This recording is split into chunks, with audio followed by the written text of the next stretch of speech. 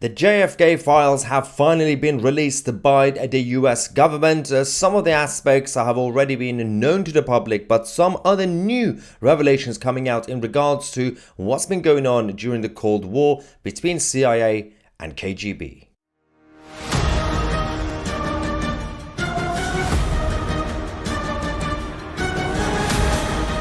Hello ladies and gentlemen, welcome to 2CTV, your global news channel. Now, let's talk about the JFK files over the last few hours. Since earlier this morning, we have finally received tens of thousands of pages.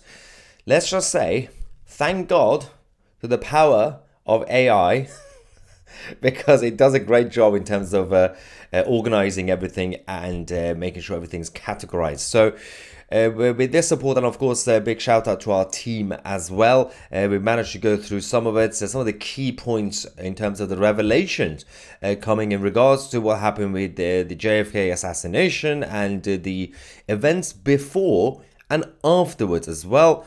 Now, obviously, a lot of the discussions go back to the suspect, Harvey Oswald, and of course, people around him as well, because even at the time, a lot of people had the feeling that he's definitely not working on his own. There were a lot of speculations over the last few days and weeks that certain groups will be completely exposed, including not just CIA, but including the mob, the Italian mafia. But also, there were a lot of speculations about the anti-Semites, that the Jews will be mentioned, the Jews and Israel. Now, we did go through it. Israel was only mentioned 4 times in the pages. So, and that was just a technical thing that was already happening between the Israeli intelligence and, of course, the global intelligence network in general. But in regards to the issues with JFK himself and the Cold War situation between the Soviet side, the communist side, and the pro-democracy side, that kind of escalated massively. A lot of these files were completely sealed and hidden from the public. They said it was in the national interest not to publish it. So let's go through this and, of course, get your reaction during the live chat. All right, first things first. CIA, we now know that they were watching Oswald before the assassination. They didn't say that before. The latest files reveal that CIA was actually tracking Harvey Oswald before he killed JFK. They watched his visits to the Soviet and Cuban embassies in Mexico City and were worried about his connections to foreign spies. One of the documents actually shows that the US officials feared that Oswald had ties to a secret KGB assassination unit. Now this then, obviously none of this was mentioned at the time. I mean, apart from the fact that there were rumors about him being a commie, right? We do have now more information about his connections. Some of it was exaggerated. You have to be honest. So Lee Harvey Oswald was going around saying, I'm the best. I'm also the best in terms of shooting, targeting. I mean, also the Soviet love me. Then the actual KGB basically came and said, well, an element of KGB, especially in Cuba, had connections, but not necessarily Moscow. So they're saying, well, these guys just been bragging for no reason. So that's part of it. But then in terms of what's been going on, but just before the assassination, we now can confirm that 25 minutes before the attack, there was a secret British tip about the assassination. British newspapers received an anonymous call 25 minutes before the assassination, warning of big news coming from the US. According to this document, a Cambridge news reporter was told to call the American embassy in London for some big news. And then they hung up the phone. After the assassination, British intelligence, MI5, alerted the FBI about the strange phone call. And the memo notes that the US and British intelligence found that the timing was too coincidental to ignore. Now, why did they have to, and whoever it was, alert the British side in regards to what's going to happen in the US? Now, there was a lot of activities happening beforehand. We still don't know exactly who this tip came from.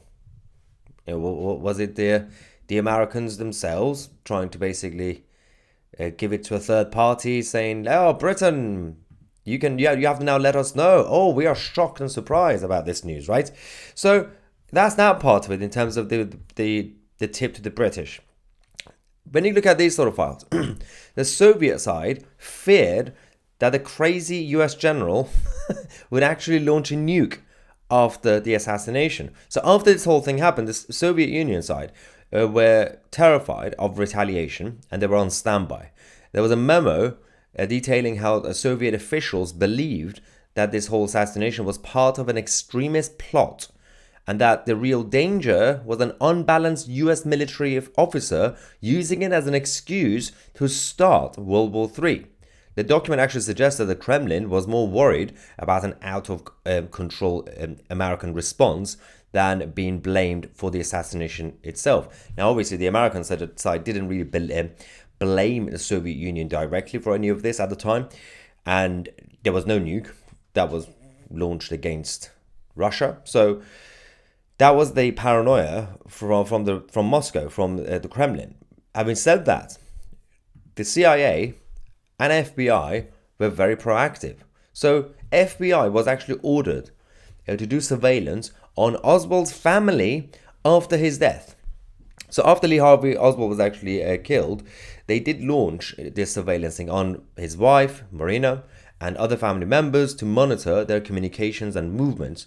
A memo revealed that the FBI actually intercepted phone calls that Marina made to the Soviet embassy, worried that she might share classified information or reveal details about Oswald's activities. Now, agents also tracked her interactions with journalists and officials, fearing that she could actually become a public voice questioning the official story. So FBI was actually helping CIA in this case to ensure that Marina doesn't become rogue, to reveal certain things that she might have known because they knew, but the public didn't know yet. Now, a lot of this information is coming out reveal both the involvement of KGB when it comes to what's happening in Cuba, which we're going to get to, and also CIA, the basic level of cover-ups, let's just say, in regards to the truth itself. Now, going back to Oswald himself, his connections to the Soviet defectors in Texas was revealed. FBI was tracking it. They didn't tell anybody. Obviously, they didn't have to. But the records at FBI now shows that agents were closely watching Lee Harvey Oswald's interactions with Soviet defectors in Texas. One of the people was called Peter Gregory, who helped translate for Oswald and his Russian wife, Marina. Another key figure was George, who was a Russian-born oil geologist with CIA ties himself. And the FBI believed that he may have influenced Oswald, and agents monitored his activities. The memo also revealed that Oswald tried to reconnect with the Soviet Union, whether his contacts, just weeks before the JFK assassination. The problem with this was that there were paranoia inside the FBI and parts of CIA that there are people in the CIA who are making their own rogue moves, and that could be against the American interest. So the FBI had to keep an eye on CIA assets and agents as well, which doesn't really help considering this was all happening on American soil, which is a little bit unlawful, let's just say, activities on American soil. Now, in regards to CIA themselves, they actually struggled to confirm Oswald's identity in Mexico City. So essentially, when they were doing surveillance on both the Soviet and Cuban embassies in Mexico City, when Lee Harvey Oswald was visiting there, they couldn't actually confirm if the man was actually him. But they were telling the government that, yes, it's him. A memo shows that the CIA obtained photos of a man visiting the Soviet embassy, claiming to be Oswald, but the images didn't really match his known appearance. Now, the officials were confused, questioning whether someone else was using Oswald's name or if there was a mix-up in their surveillance. The report also states that phone calls that Oswald made to the embassies were intercepted where he spoke in broken Russian. That was also quite suspicious. That is it actually him or not? Now, the whole thing left major gaps in the US intelligence about his activities before the assassination. So this was the excuse that CIA basically used afterwards, saying, when essentially the government asked, well, did you fail? Did you know about this man? Which they did know. they didn't say. They basically response was, oh, yeah, because we weren't really sure. A little bit weird, right? How hard was it to identify him? Now, in terms of the US intelligence, they did suspect that Oswald was actually a pawn in a larger plot, despite the fact that, again, the media and the authorities at the time said it's just him. There's no other evidence, just him, right? But actually, in reality, they had a feeling that it can't just be him. There's a larger plot, but they couldn't really tell the public. Both CIA and FBI officials privately questioned whether Lee Harvey Oswald was the true mastermind, or if it was just being manipulated by others. A memo described Oswald as a man easily influenced, raising concerns that he could have been used by foreign operatives or a larger network. Another report points out that his sudden return from the Soviet Union and ties to pro-Castro groups seemed a little bit suspicious. It was a little bit try-hard. It's interesting because you can see some correlations between Lee Harvey Oswald and a couple of idiots in recent times, including one of the guys who tried to assassinate Trump. You know, the guy who was obsessed with Ukraine and saying, I'm very, very close to Zelensky, but he wasn't. And he was saying, I have my connections and I'm the best assassin, all that stuff. It was a little bit unstable. Same could be said about Lee Harvey Oswald. They can't be a mastermind on their own, despite what they said at the time. Now, let's focus on the KGB side, because KGB, one of the agents, was actually identified in a new release that wasn't at the time. Declassified requests files now reveal that the US officials flagged Roman Fedorovich Dedro, who was connected to the Soviet intelligence, for a background consolidation during the assassination investigation. A secret CIA form and RID, this is the Records Integration Division, identifies Dedro, also known as Velias Nikolaevna, as a potential Soviet operative. Now, they did check on his Communist Party affiliations and birth dates and everything else. That was a Freudian slip, not Conservative Party, Communist Party, although these days not much difference. But so that was that area when it comes to the KGB side and also the agent. But this is the massive global web of CIA that's now been exposed for at the time. 34 secret bases mapped from Johannesburg to Tokyo. This is absolutely stunning in terms of the document revealing that the CIA's vast operational footprint, listing secret field bases across Africa, Europe, Asia, Latin America. From Johannesburg to Lagos, Munich, Stockholm, Singapore, these 34 covert outposts was completely different to everything else that we kind of knew. Now, for people who are normal people, we kind of know that CIA, MI6, all these guys, they have bases everywhere. The interesting thing about this is that, firstly, these things don't get revealed, even in the future. They tend not to. Obviously, this time it had to, and it's decades after. Secondly, there were a lot of, you're talking about a time after the 50s and 60s, we had a situation with the New World Order where countries basically know that other countries have their agents there, and they tend to always be officially linked to the embassies. Not known by name, but you kind of, it's a convention that in London, the US Embassy has CIA bases there, inside the building, and other places as well. That's the convention. It's not really a secret, right? You don't need to know the names, but CIA has a base there. MI6 has one, obviously, in America with the British Embassy and everywhere else, the Germans, the French. They were talking about a time when, right now, MI6, CIA, Mossad, FSB, all these guys they tend to have assets rather than agents, and they are everywhere, right? Now they have more secret bases. At the time, it wasn't really a thing, but the Americans were doing it very proactively, even more than the MI6 side.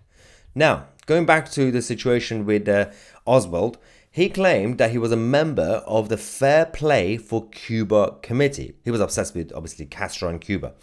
This report reveals that Lee Harvey Oswald identified himself as a member of this pro-Castro committee, but investigators found no proof that he was actually officially connected to the group. They didn't say that at the time. The group's leadership denied any formal ties to him, raising questions about his true motives. Was he an actual plant? Because again, it goes back to the other guy. I forgot his name. The older guy who tried to assassinate Trump. He was going around on social media pretending to be so close to Zelensky's office in Ukraine. And they were saying, well, no, he's been trying to get in touch with us. Here's the evidence, but we've been ignoring him. The guy's an idiot. It's just pretending to be a big deal, but it's not. So that's what we knew about Harvey Oswald is now we can tell is not correct because they've been denying this. Now, going back to KGB, these files also revealed that a KGB spy who handled Oswald suddenly vanished afterwards. Now, this is Kostikov, who was a KGB officer in Mexico City, personally handled Lee Harvey Oswald's 1963 visa request to return to the USSR. Now, Kostikov was known for obviously sorting out the communist groups and contacting US intelligence targets. In September 1971, he randomly left Mexico months ahead of schedule, sparking speculations that he fled after being exposed by KGB defector Oleg Lialin. But the connections between him and Oswald remained deeply suspicious. The interesting thing about this is that he didn't just go back to the Soviet Union. He just disappeared. So there's no confirmation that he was acting on behalf of the Kremlin. He might have just been a rogue element or different groups. Or was he actually even pro-USSR? He might be. Obviously, he was Russian, but does that mean anything? So the guy, and his job was to sort out the visa requests in the embassy. Obviously, he was KGB. I mean, everybody was KGB at the time. And he just disappeared. Who paid him off? What was his motive? What happened to him? We still don't know. So that doesn't really help anybody, right? We just know that he just disappeared. And the Kremlin denied it. Now, in terms of what's been going on, what will happen, especially when it comes to Cuba, the Cuban embassy official said that Oswald was nervous and in a hurry. An intelligence report actually states that the officials in the embassy, this is in Mexico City, described him as a little bit nervous when he was trying to obtain a visa to Cuba, right? The document actually revealed that he insisted that he needed to reach Cuba immediately, but failed to provide actual documents. Embassy staff told him that he would need Soviet approval first, and he didn't like it because he was saying, I'm a big deal in Moscow, but nobody knew who he was. A witness noted that Oswald repeatedly returned to the embassy, pushing for a visa but getting nowhere. So that's the time when he was trying to escape now, and before that he was going around bragging, yeah, everybody knows me in Moscow. Oh, they all love me in the Kremlin. They're like, no, we don't know you. The KGB agents knew him, KGB assets knew him, but not necessarily the actual Kremlin. As in, he didn't have high access. He wasn't a big deal. So when he was trying to get himself to Cuba, he had connections in Cuba, obviously. He couldn't get it.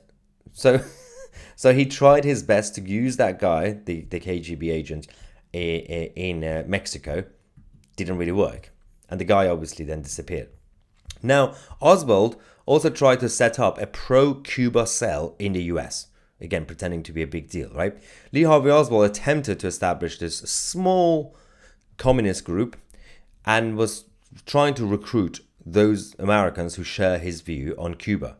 It was quite interesting because he was saying that they were ready to take real action in support of Fidel Castro. He described the US government's stance as corrupt, believed that Castro was defending his people from the American aggression. This gets quite fascinating because Lee Harvey Oswald was a little bit weird because he was a communist, right?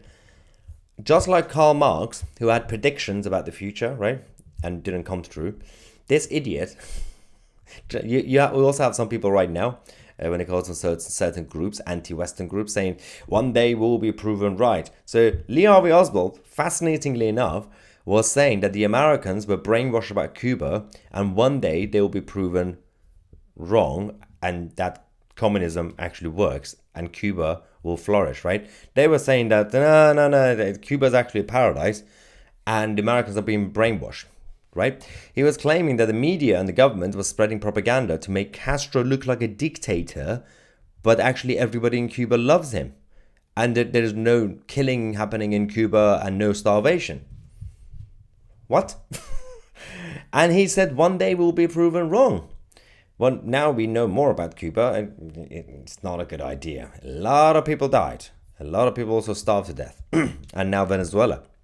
Now, Oswald was saying Cuba was more honest than the US, right? The interesting thing about this is that people like him, and there are people like him now as well, because they focus a lot on corruption on the Western side, and obviously, yes, our governments and our states do corruption, they do bad things, there are bad people in it, and there are people who do bad things and they have excuses. We get that. But then some people become so anti-West, then they end up defending the opposite side, pretending any side that's not like the West is basically angels. Really? Cuba? Soviet Union? Communist China? They were the angels? It happens now. It's still happening now. There were people saying the American government, there are some people who are corrupt. That means anybody that's not American is basically an angel. Stupid. They're saying China, Beijing, with President Xi, they're good. They're the good guys. Or the Islamic Republic of Iran. Stupidity, right? So people like him at the time, not many people knew about Oswald, but now we have so many people like him. Anyway, Castro infiltrators also were exposed inside anti-communist networks. This is in 1961, in March, a US Army intelligence report revealed that two operatives working as Castro loyalists while posing as anti-Castro supporters. So, these were, one of them was identified as Rafael Hernandez, a Cuban diplomat that infiltrated the anti-Castro conspirators in 1958 and exposed their leaders to the Cuban authorities. He later managed started to actually start managing a Chinese restaurant in Madrid using a cover to smuggle supplies. So this is where everything now goes back to the KGB side and the communists, right? So Castro supporters moved into the US political circles. This is from 1961 onwards. It's not really a surprise, but we just didn't know the details. Now we know more details. In 1961, in June, intelligence reports outlined how pro-Fidel Castro communists established themselves inside the Cuban exile communities in the US.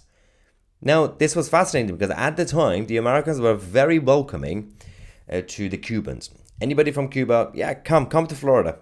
You be free. Now, surprise, surprise, among those, there were a bunch of commies who were pretending to be anti-Castro. You would think that they would have learned from that experience and not allow it to happen again. Now we have a bunch of Islamists coming from Iran and many other places pretending to be anti-regime or anti-Qatar, and they're literally working against the interests of America and Britain and other places. So idiots at CIA and FBI again. Anyway, CIA's dark links to organized crime. This is the first time there were discussions about the mafia and other organized criminal groups and the links to the CIA. So this is in 1975. There was a report from the Church Committee that revealed shocking details about the CIA's involvement with organized crime and anti-Castro activities during the Cold War. The whole thing indicated that there was a collaboration with criminal networks and CIA and Cuban exiles in a covert effort to undermine Castro's regime. Now, did they really have to use criminals? But apparently they did. These operations, however, forced constant challenges, including bureaucratic inefficiencies, leaving them largely inefficient. So it's absolutely fascinating because, again, this was not the last time they did something like this. Even under Ronald Reagan, let's just say the US government made a lot of mistakes when it comes to foreign policy, using enemy of an enemy as a friend nonsense, and it always backfires. So a bunch of traitors and incompetent traitors at CIA once again ruined things. Now, in regards to the JFK himself, and on the 30th of June 1961, there was a classified memo that was sent to President Kennedy. The author was Schlesinger Jr., one of the obviously his closest advisors. The warning was the CIA has grown too powerful, too reckless, and is now running its own foreign policy outside the control of the US government. They were basically saying the CIA now has its own military, its own air force, it outnumbers the US diplomats in key embassies, covert operations are shaping US policy without presidential approval. That includes in Iran, Guatemala, Cuba, and other places. Failing secret wars, and the whole thing was costing America's credibility. Guerrilla campaigns and warfare isn't actually won with force alone. They were talking about Vietnam being a failure, Algeria, Philippines, and all the other areas. They were saying that MI6 operates under strict control, but the CIA runs unchecked. And that became a big problem. Kennedy was warned on the 30th of June 1961. He was taken out on the 22nd of November 1963. So they knew at the time that CIA has gone rogue already.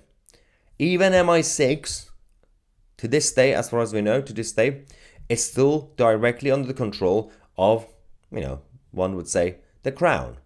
Not necessarily the king himself, but the palace. Foreign Office and the palace directly monitor MI6. And there is a difference because the MI6 side, at least until now, because the whole country is changing and the political culture is changing, demographics, everything else. Until now, there was a massive direct loyalty. It's a very British thing, loyalty to the sovereign. In the US, the whole country, it was built on being rogue. And Americans should be proud of that. It was psychologically a libertarian country. Power by the people for the people. The only loyalty, the top loyalty, is to the flag, the Constitution obviously, is very important. But the rest of your loyalty is to your family and your home and your private property and your community, right? So under the system like this, like America, civilians, the land, businesses, normal people, it can be a great country. They can operate in a unifying way. But when you introduce bureaucracy into it, big government, like Europe or the UK, if there's no loyalty to one direct group, which is, for example, the Crown and the Palace Foreign Office in London, then obviously there will be rogue elements. CIA, from late 50s, decided to basically be operating outside the government framework. And I know right now it's no longer a surprise to many of you, because also it's just experience of finding out a lot of more information over the last few decades about governance. But also, let's not forget, fictional movies, TV shows, books. Even fictional stories give you ideas like, yeah, actually CIA could be rogue. So it might not be a surprise to you. It should be shocking that it was happening back then and nobody knew that CIA was already rogue. Now, the last part, Cuba's secret operations to smuggle militants into Latin America. There was a massive battle between the KGB side and CIA. None of this was actually even reported to the government side. This is again weird.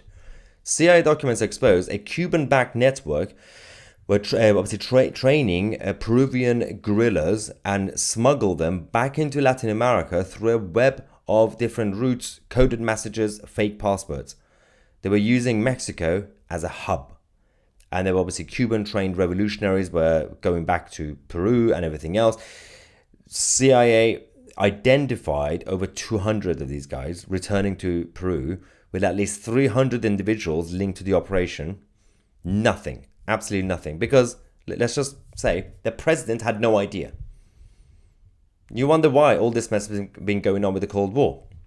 And finally, the dark world of the CIA's state-sanctioned murders. There's been a lot of assassination attempts by CIA. I know it's not surprising, but we now have more information.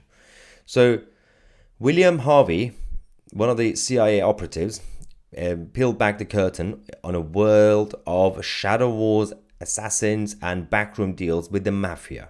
Goes back to the organized crime connections. They were essentially going around having their CIA programs for covert assassinations. Harvey operated in a world where enemies disappeared and secrets never saw daylight. Deep inside the agency itself, Harvey coordinated with Richard Bizzell, a top CIA official, and he was scouting criminal networks essentially and enlisting the mafia people. His role was CIA's aggressive efforts to take down Castro and anybody who questions that. This was not fully sanctioned, but they were doing what we call state-sanctioned assassinations and plots, but not necessarily approved by the White House. So you can see a lot of the mess that you've been seeing over the last few decades, over the last almost 80 years now, including, as these documents also reveal, what happened in Iran in the 1970s, was not even known to the White House. I mean, a lot of us had a feeling. For example, Jimmy Carter was an idiot. He didn't know. And when he found out, he betrayed his own ally, the Shah of Iran. So in the 70s, in case you don't know, the Soviet Union side were trying to infiltrate Iran, get rid of the monarchy, have a communist revolution in Iran. The Shah of Iran, with the help of the American government, he was using his intelligence to go and arrest those who were doing treason and questioning them and at times torturing them. This was the Savak side. And there were a lot of enemies within. Then CIA rogue operatives, the deep state, let's call it, realized that the Shah is going to lose anyway, but we don't want Soviet Union to take over. What do? Someone told them, there is this Ayatollah Khomeini who's currently in Paris. Go and help him. So they went and trained his people, the Islamists, and the documents are now out. They were doing propaganda, leaflets and everything else. They helped Khomeini essentially do a paramilitary coup with his Islamic occupiers, get rid of the Shah, get rid of the constitutional monarchy in Iran, and then replace the communists as the alternative. So they started killing the communists first. So the Americans are like, this is good. Khomeini is doing our job, our dirty work. The problem was the next day, Khomeini and the Islamists came on the street and said, death to America. Now the American government, the official American government, are like, who did this? What did we do? You did it. And the French and MI6. That's the reality. But this is, again, only a few thousand of the summary of what we managed to go through. There's a bit more. But all the conspiracy theory speculations about, for example, the role of the Jews. Yeah, it didn't really end up quite well, did it? Israel was only mentioned 4 times in the pages. And tens of thousands of pages, by the way, we had. And so no Jews, no news, right? Let's get some reaction from you guys. I got a Stu, thank you for your super chat, saying no show today. I thought Ofcom got you. And we're literally having a show now, Stu.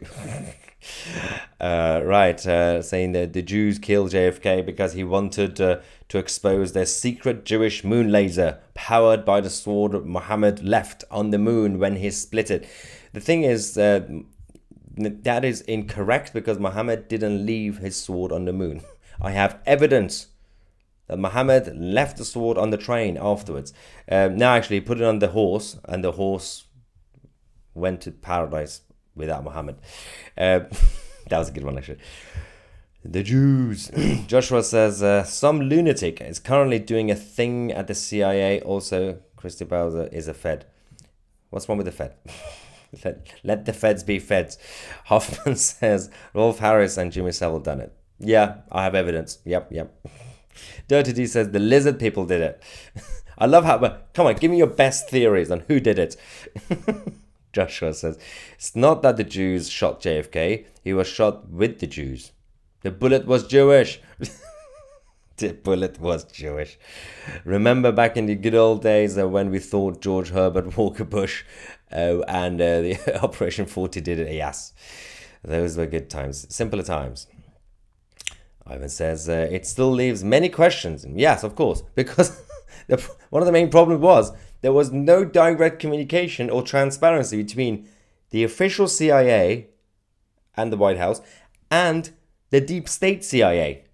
Which, by the way, the whole point of this, and I know why President Trump did this, because with the help of Kash Patel and those guys, it's to reveal something that people knew, had a feeling about in terms of the unofficial, informal activities of the deep state CIA side, so that in the future they can keep a hold and tap on the CIA and an organization like CIA. How easy is it going to be done? Probably not that easy, right? But again, it becomes a big issue, because can you actually control the deep state, those who are not operating under the supervision of the White House? Right now, President Trump is in charge. He's got his people, mostly, in the right place. But is he actually in control of the rogue, shadowy elements of the US state, the actual deep state? Probably not. They're not going to lose control, right? Dasman says, tell them to join 2CTV Plus to find out. Yes, if you want to find out who killed JFK, the best thing you can do is to join 2CTV Plus. You can join by going on 2c.tv or find the link in the description. Of course, you can get 1 month free if you join on an annual basis. You get access to all the documentaries, all the series that we have, and we've got a couple of new ones also coming out soon. One of them is called Cancelled. The latest one we have is Groomed, which is about the grooming gangs, produced and presented by Sammy Woodhouse, and we have big plans as well coming out over the next few weeks and months. Thank you, Desmond, for the reminder, by the way. I tend to forget. Now, 2C, I'm hearing about Israel's connection to JFK assassination, as he wanted to see Israel's secret nuclear program, and something about making AIPAC register as a foreign agent. Is this true? We already went through the whole thing. As I said, Israel was only mentioned 4 times, and it is tens of thousands of pages. There were conflicts between the Israeli interests and the American government, because the Israeli side didn't really want to be controlled by the Americans, but there was absolutely no connection between the actual assassination and but firstly, tens of thousands of pages that we had. There were also others who were mentioned when it comes to the conflict between JFK and them, or the American government and them. That includes the Brits, that includes Cuba, that includes obviously Moscow, that includes many other groups across the world, Mexico, and many people complained about JFK, but no. The mafia didn't do it, and the Jews didn't do it either. All those nonsensical things, there was never any evidence for that anyway. Jenny says, don't forget about the Hidden Barrel at 8:30 UK time on Fridays. Yes, apparently we have a rogue element on 2CTV as well. So there's the official 2CTV, and we have the chat forum on 2CTV, which is obviously for the members of the channel. You can join again if you go on 2c.tv. And there's an official Sunday evening, 9 p.m. UK time, with me, video call, live Q&A with you guys, with the members of the channel. There's a rogue element run by a shadowy group, including people like Dasman and Jenny and Ivan and all the others. Jojo is now one of the... Jojo's here. Jojo's one of the rogue ones now. I'm just calling out everybody. These guys have their own Friday. Also, it's Wednesday. Why are you promoting a Friday drinks? Basically, they get drunk on Discord and talk about politics. If you want to join them, I might join this Friday as well. Actually, I can't this Friday. We're at a conference. Keith says, I seen a news video about something happening at the CIA. SWAT was there and other law enforcement. Do you know anything about it? No, we don't have anything confirmed yet. I will keep you guys posted on that. Anyway, ladies and gentlemen, thank you so much for watching. I'm Maya 2C, and we are the media.